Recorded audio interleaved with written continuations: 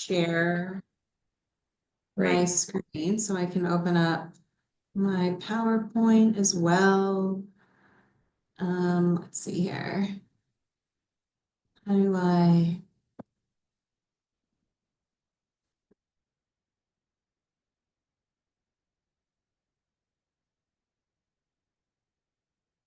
Yeah. Okay. So, hey, everybody. I'm Jessica, and I work at Interagency Recovery Academy. We are Washington's only public sober high school for teens in recovery from addiction and substance use disorders. So I'm going to go through a really quick PowerPoint for 10 minutes just about the program. And then one of our amazing students, Matt, next to me is just going to share their story of recovery as well. So yeah. So just to give you some context about what recovery schools look like around the country, I think there's about 50 recovery schools all over the country. Oregon has 2 and is about to open up 7 more. Massachusetts has 5, Minnesota has 6, Texas has 8. So Washington has a long way to go in terms of providing this crucial resource to young people. So about Recovery Academy and our program. Our number one goal, I don't know how to get rid of this thing in the middle of, okay. Our number one goal is to provide a safe and sober learning environment for young people where they can recover and pursue academic as well as career goals. A lot of our young people are really interested in the jobs that we do. A lot of them want to go into social work and wanted to go into substance use counseling. And my personal opinion is like the best people to do this work are people who have lived experience, So we love hearing that from them, and we try to provide as many like career paths for them as possible. So Interagency also supports students in high school that go up to age 21. Because we are an alternative learning environment, we can go above 18. And we're also a credit retrieval program. A lot of students come to us super credit deficit, like seniors that have absolutely no credit. That's fine. We can work with that. We also offer a GED program. So students who just want to get their GED can attend here as well. And what's important about this is that students self-elect to attend. Nobody is mandated to go here. Now, that said, we will have students come. Matt was one of them, who came with a case manager, and other students will come with a parent, and they'll sit down and be like, I just want you to know that I'm just here checking out the school because I have to be, but I'm not going to come to school here. And we'll be like, okay, sounds great. And by the end of the tour and after hanging out at the school for a couple hours, the student will be like, when can I enroll? So students are sometimes brought here because they have to visit.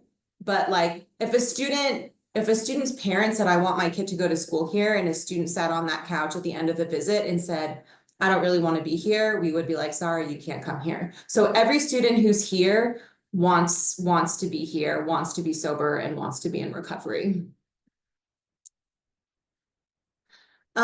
We have recovery supports, obviously. We have a full-time on-site substance use counselor, Seth. And I think the best part about Seth is that he is also in long-term recovery himself, and he's from Seattle. So he's able to connect our students to Seattle's recovery community. So our students are super connected to like 12-step and have a lot of natural supports in their life outside of school. Obviously, what happens to young people outside of school impacts their day at school the next day. So whatever we can do to like build natural supports and to help them connect to their community is like a number one priority of ours. Every day, 7th period from 2 to 3, we have recovery support, which is a group facilitated by Seth. Topics vary, but we'll celebrate milestones, sobriety milestones. We just talk about addiction and recovery, and it's just kind of like a chance to just focus on mental health and wellness every single day. Outside of school, a lot of students attend counseling, again, the AANA, and they participate in something called Bridges, which is an alternative peer group. Bridges is a nonprofit that we partner closely with, but it's separate from us. And they do extracurricular after-school activities for teens in recovery. And they also do activities for young people over the breaks, winter break, spring break, as well as summer vacation. And again, especially I think for young people in early recovery, it's important to just be busy all day. So like they're in school with us all day, they do bridges all afternoon, and then they go to a 12-step meeting usually in the evening. After they've been here for a bit, depending on the student situation, a lot of them will get part-time jobs and kind of will fill their days with other stuff. But that's kind of how it is when students first start.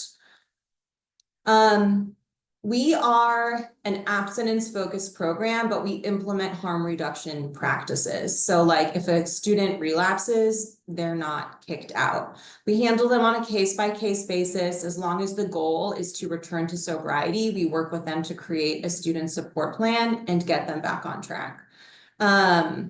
Sometimes, you know, like a relapse on marijuana is obviously different than a relapse on fentanyl. So like we don't have one policy because every situation and every student is unique, and we try really hard to be equitable, or we are equitable, I would say. We do a pretty good job of that. So it's like, what are the supports outside of school? Are parents involved? Is the home life safe? So like we look at all of these things in order to get a student back on track. Again, as long as the goal is sobriety and recovery, we work with them. We don't just kick them out because they've relapsed. For academics, we're a teeny tiny school. We have like 30 students here. We're in a little building. We have an in-class language arts class, an in-class math class, and then we have an online class. The online is in person, but online. So there's a teacher, the students will grab a laptop and sit down, and this teacher will typically help them with their online work. And I don't know if like this is speed. We also have a science class. I don't know if you guys can see that. The science and the online teacher is the same this year. So science is being taught in person rather than just online. And then we have electives. UPower comes, which is a nonprofit, like once a week to do PE. We have Art Corps come once a week to do art. So just to reiterate, we have like an in-person language arts, in-person math, in-person science, and then like online gym art. And we have like a rotating school nurse and case manager and IEP case manager. So we have all of the same things a normal school has, but just kind of like some of them are on a rotating basis because we're so little. And then for graduation options, a lot of students choose to stay at this campus and graduate from our campus. We are actually a part of a bigger school. So we are one of 10 campuses under a school. The school is Interagency Academy, which is an alternative school within Seattle Public Schools. Interagency has 10 campuses. Each campus is modeled after a traditional alternative credit retrieval school. Our campus is the only one modeled after a traditional recovery high school. So we're the only campus that's abstinence focused and working with kids in recovery from addiction. The other campuses are doing like a lot more harm reduction type work and are more traditional alternative schools. So like, even though Interagency is one school with one principal, we have all these little campuses all over Seattle. And the goal is really just like to meet young people where they're at geographically and also need-wise. I know that's like a little confusing because most schools aren't modeled like that, but that's how ours is modeled. So occasionally a student will come to us for maybe a semester. They'll want to like try to be sober. They then decide they want to actually manage their use and like just smoke weed after school or on the weekends, which is fine. Teenagers are finding themselves at this age. If that's the case, they'll usually just transfer to a different interagency campus. They can also transfer back to their neighborhood schools. Some of our students enroll in Running Start as well. So there's a lot of different graduation options when students land here. We do require some sort of sustained period of sobriety when a student decides to enroll. Most kids come here straight from residential treatment, but not all. If a kid has, or if a teenager has not done treatment yet, we enroll them on a case-by-case basis. Obviously, if the student is using like opioids every day, we kind of need to address that before they enroll. If the drug of choice is like marijuana, we have sort of like different kinds of conversations with them. But we do need some sort of period of sustained sobriety, and we make like a concrete action plan for the student to get on track if they haven't been to treatment yet, in terms of like what they're willing to participate in and engage in to get them to where they need to be so they can enroll. But I guess what's important here is that anyone can come visit. Like if a teenager is even in contemplation, like I'm using drugs and I don't know if I want to be sober, they can just come visit and check us out. They can meet the students, they can come to recovery support, they can meet our substance use counselor. We're not like, you can't even step foot onto this campus unless you're sober. That is not how this is. We know that I think it's impossible for a teenager in active addiction to work towards something that they've never even seen. Most teenagers who come here and they meet our students have never met teens in recovery, So I think that just like getting their eyes on what teens in recovery look like and learning that they're cool and they're awesome and they're having fun is a really big deal and gives them something to work towards. So we welcome visits, and we welcome visits with kids who are still even unsure if they want to be sober. We just ask that on the day of the visit, they're not high when they visit, but anyone can come check us out, certainly. And then how to enroll, you can just call or email me or Seth, who's our substance use counselor. It's very low key. We'll just be like, yeah, come by at this time and just show up and we're going to talk to you. We'll talk to the young person about their sobriety goals. If there's a parent, we'll talk to them about their experiences, their goals for their child. Students will participate in recovery support, which is that 7th period recovery circle class. Parents do not participate in recovery support, so they'll need to hang back while the student has like their own experience with our students. And then there's just like regular paperwork, how there is to just for any school involvement. Our main thing is the opposite of addiction isn't sobriety, it's community and connection. So that's like the focus of the school here. How do we build community and connection for young people in recovery? That's the most important thing that we're trying to do, other, of course, than having a teenager get their diploma. That is, I did that very fast. That's everything of the presentation. I'm going to stop sharing because Matt's going to talk next. But before we move to Matt, any initial questions or comments or anything? No? Okay. So Matt's going to just share now about how he ended up here. And yeah, do you want to start with like your name, your sober date? Yeah, so do we have about 5 minutes left? This meeting ends at 2:30. What's our time? Yep, and I'll stay on and we can record this as long as you need a couple minutes after, so please don't feel rushed. Okay, And thank you. if somebody else needs to jump off, they can, but we're here and it's recorded.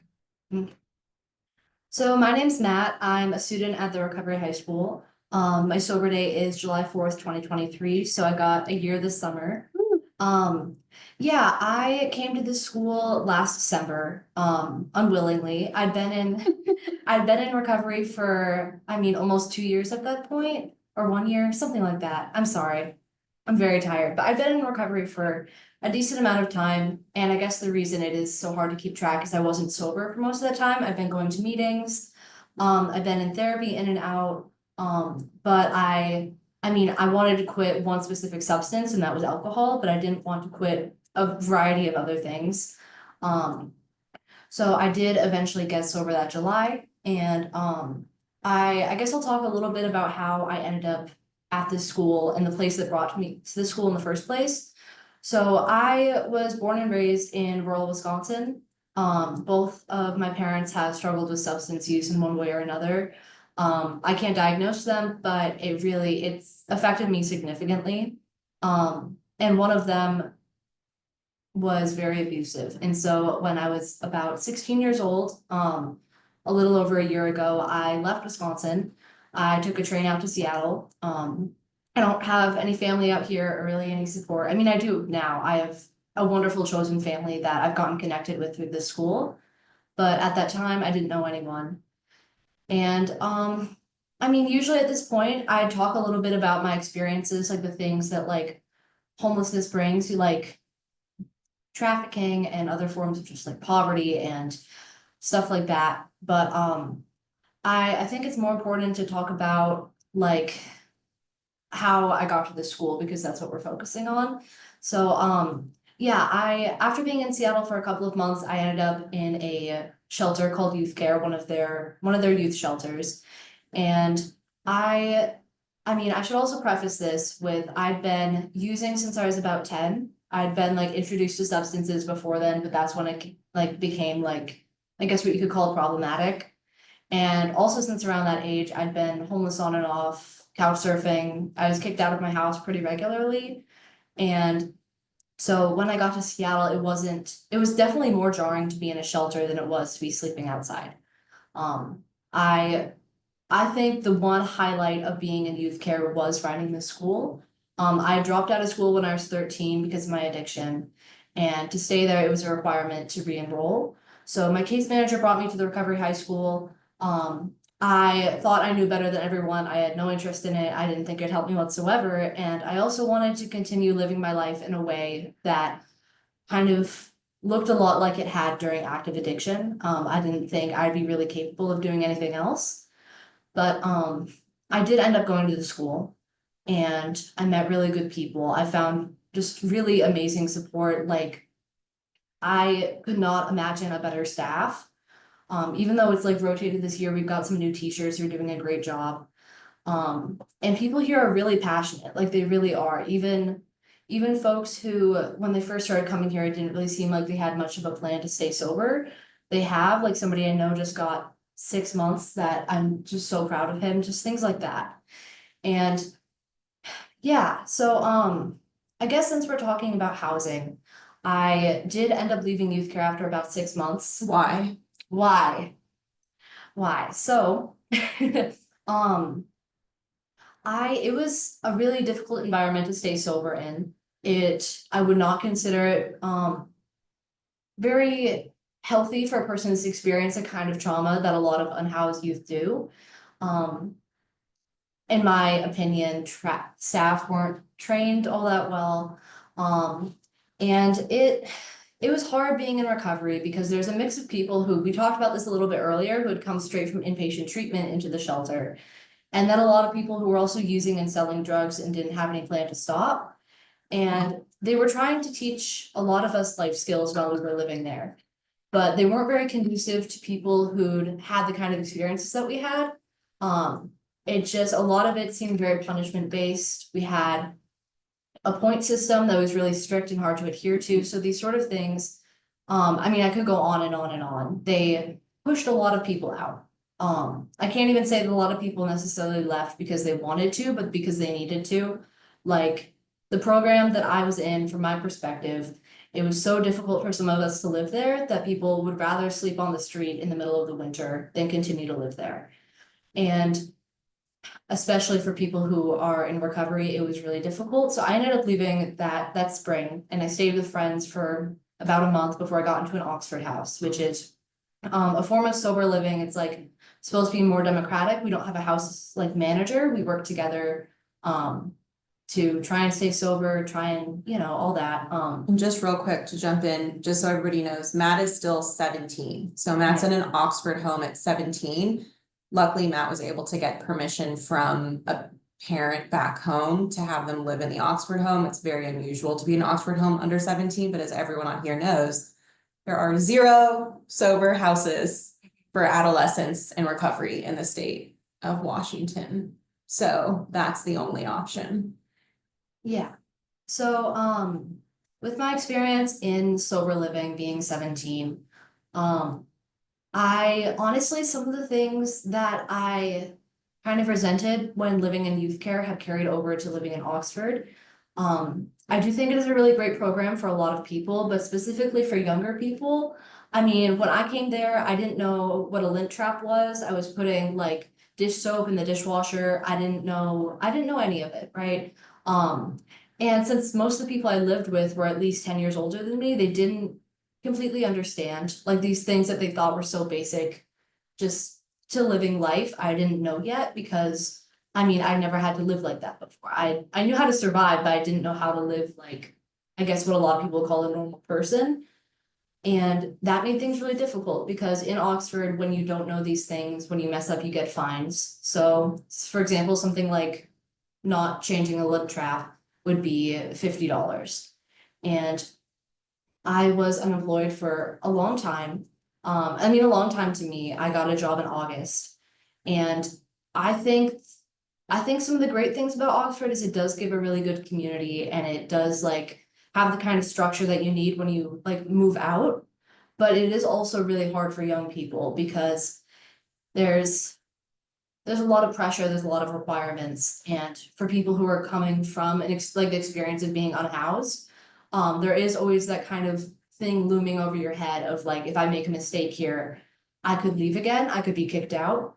That's something I've dealt with quite a bit, and so I think that like moving forward with having more programs, like more housing programs for young people in recovery, is focusing on making sure it's not built in a way that seems, you know, carceral, a way that is like, um, I mean, like accommodates like neurodivergence, for example. A lot of people who are have ADHD or on the spectrum, they end up with substance use disorders, right? And living in a place that's supposed to kind of mold you to fit into society and having really high expectations with harsh consequences can be really hard for somebody whose brain doesn't work like that. Like that's been my experience. So being compassionate and patient and also understanding that things can take a very, very long time, like grant money, finding a job, just little milestones to work back up, it can take a really long time. But I think having a 90-day program is great. I think that can be really helpful. And yeah, I'm really grateful to be here today. I would suggest the Recovery High School to anyone, regardless of like whether they're over 18 or not. There are some people I know here who are, you know, Yeah. legally adults, but I think they're definitely benefiting from the school. Yeah, and yeah, thank you for having me. Yeah, I have a always love having Matt speak. Thank you so much. I do have a quick question. And again, if people are short on time, feel free to jump off, but we're here until need be. But where are you living now? If you don't mind me asking, because I think you said a chosen family or friends. So what does this look like now? So yeah, I had stayed with friends for about a month, but now I'm still in Oxford, or well, in an Oxford house. I've been in sober living for since I think about May. About May, yeah, so that's where I'm at. Um, yeah, and I mean, chosen family for me, they don't necessarily have to have much to do with my housing, but like other supports, food, school, transportation, medication, they help me a lot with that sort of thing. And that's the sort of thing that I've found through the Recovery High School, getting connected with those people. Yeah. Great. Does anybody else have any questions while we're all here together? No questions. I just wanted to say thank you, Matt. That was very touching and very inspiring, and I'm so glad I know about you guys. So thank you. Thank you. Yeah, we want, like, most people just don't know that we exist because we're so little. So if you guys could just help spread the word, any and all referrals. I work a lot of events, substance use conferences, and just like stuff for homeless young people. Like I'm tabling events constantly. I love organizing panels at events and bringing students to speak on the panels. I know the Bridge Coalition also, like you guys have so many young people, but just like whatever events you guys are going to or speaking at, I always want to be there. We just want people to know that we exist. And you are So located, there's a question in the box. You guys are in Seattle. we're in Seattle. Yeah. Yeah, we're Yeah. located in Queen Anne. Okay, and then I do have a question about referrals, because again, we are going to put this on the website. I'll write a blog, I'll do all the things. What does somebody need to do to have a referral to get into your program? Email me or Seth and just Okay. set up a time to visit. That's what you were saying, is no barrier, just connect with you guys. Yeah, I mean, if someone is exiting a treatment program, then, so Interagency Academy, again, like Interagency is a school, we're one campus. Interagency has a 4-day orientation. So if a student has not been to residential treatment yet, they need to go through that 4-day orientation. If a student has been to residential treatment, we don't want to put them back in an environment where students are using substances, and like any high school, interagency high school students use substances at school. So they can skip orientation and roll straight here. But either way, like to get into this campus, you gotta sit down with Seth, chat about your sobriety goals, participate in recovery support. And if you're just like, yes, I want to come here, I'm committing to being sober, I understand what the program is, it'll be a yes, you can enroll. Great. And then last comment, Matt, you didn't know because we didn't really have time to introduce ourselves, but there's a lot of us here who have lived experience. And so I'm one of them. I know some of my colleagues are. So thank you for, again, talking, sharing your story, your truth. It makes a difference. And I really appreciate you taking the time to be here. Thank you. All right. Well, I'm going to go ahead and not end the meeting, but end the recording and then end the meeting. So thank you all so much. And I will share the blog and the website post with you, Jessica, next week. So you all can use it for whatever as well. Thank you so much. Thanks, everyone.